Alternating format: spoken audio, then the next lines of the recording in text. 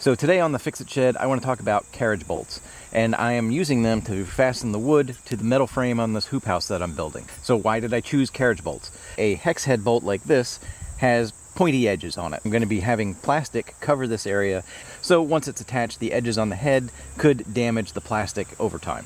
So the carriage bolt is smooth on top, so hopefully it will be less abrasive to the plastic that I'm using for the hoop house. So the carriage bolt has 4 flat sides under the head, and that's designed to go into the wood so that it holds it tight when you're putting the nut on.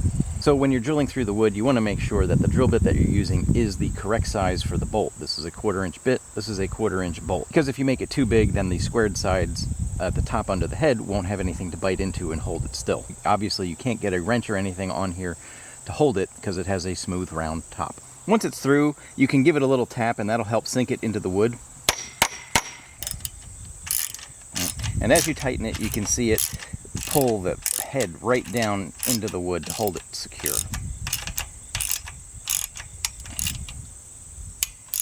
Alright, so that's some basics on carriage bolts and how to use them.